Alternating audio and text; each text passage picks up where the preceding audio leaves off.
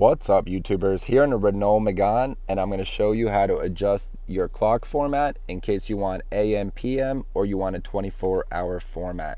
Here's how to do it. With the car on, first thing you want to do is come over to your multimedia display.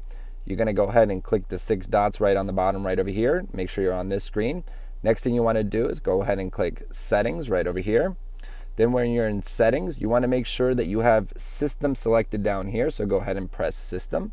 Once you have System selected down right over here, next thing you want to do is hit Date and Time.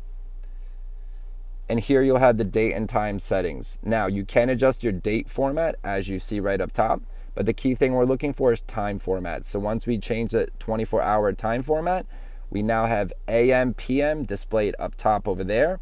And this does automatically set with GPS. In case you, for some reason, wanted to adjust it manually, all you have to do is click off right over here, and here you can adjust your date up and down using these arrows and your time.